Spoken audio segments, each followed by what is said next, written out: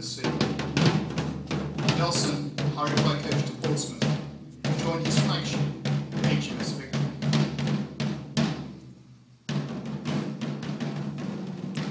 The sailors too had been enjoying a spot of shore leave in the taverns of Portsmouth, and were making their way back to the Victory, albeit a little unsteadily.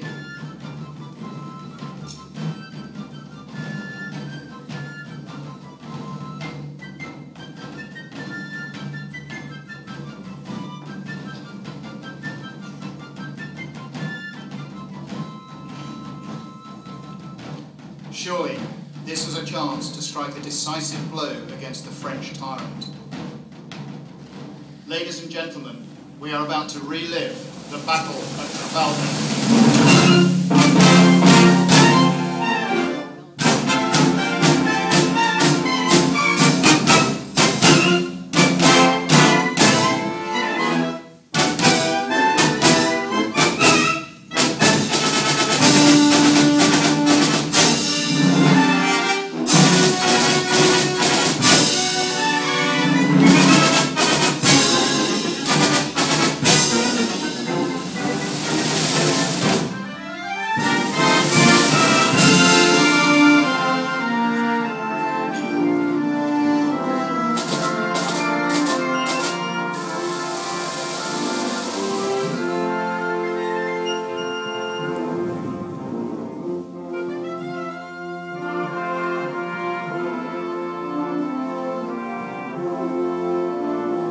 Was high, and as Victory sailed across the Bay of Biscay, some of her high-spirited sailors no doubt danced the hornpipe on the forecastle.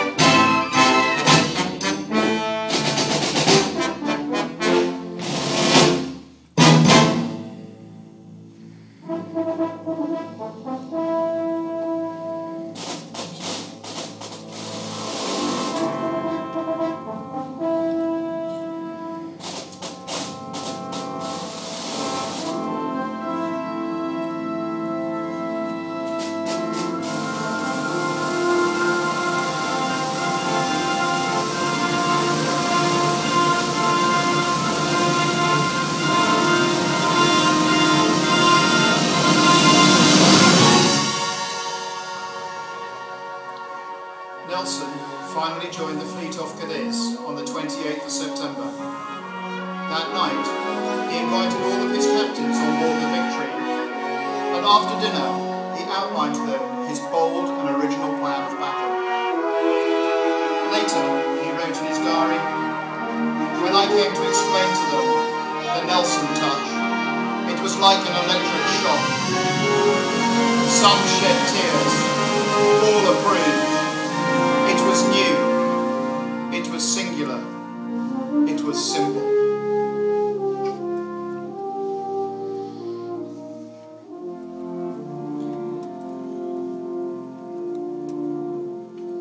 Suddenly, news came that the enemy was leaving harbour.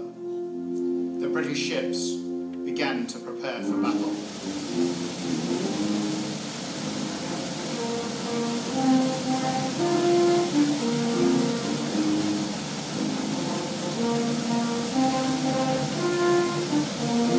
Sound the alert.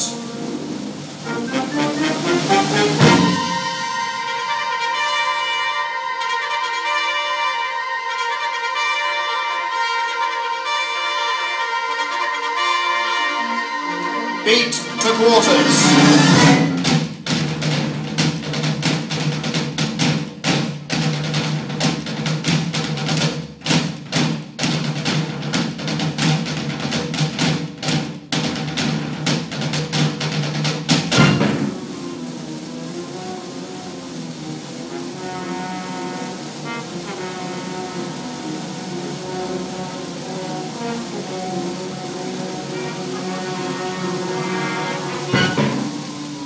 Nelson led his fleet into battle, he called his signal officer, Lieutenant Pascoe, to his side and said, "Mr. Pascoe, I wish to amuse the fleet.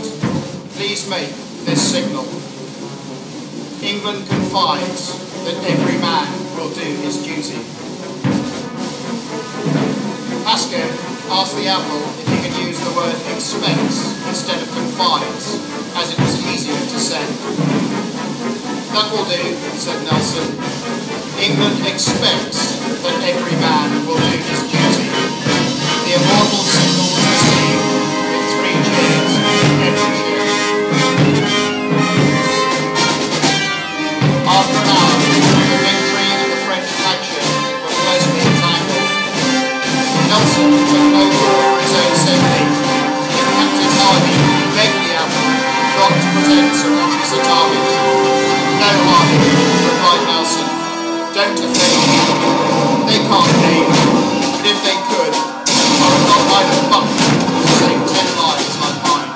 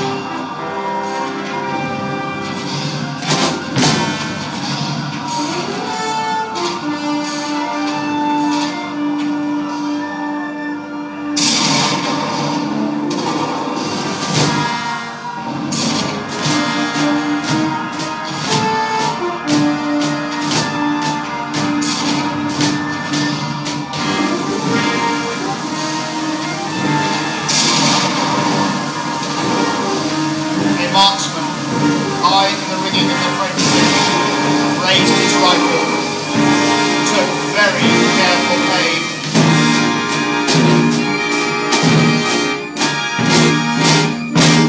and fired.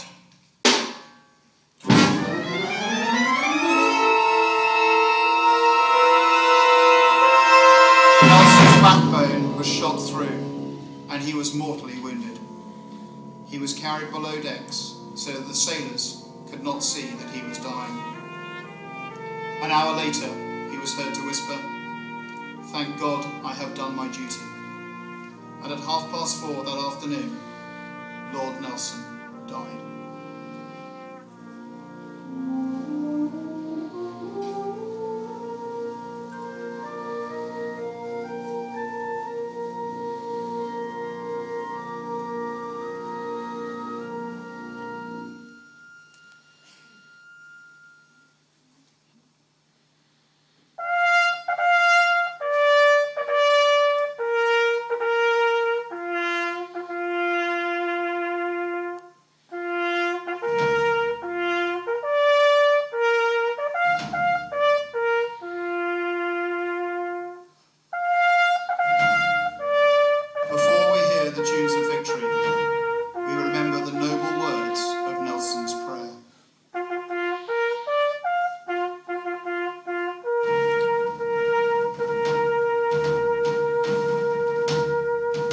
May the great God whom I worship grant to my country and for the benefit of Europe in general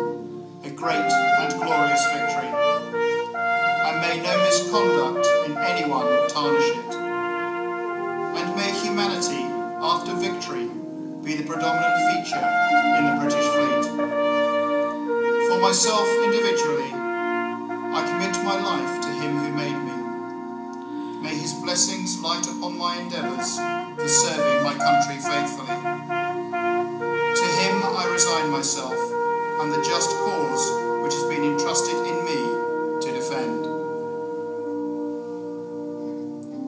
Amen.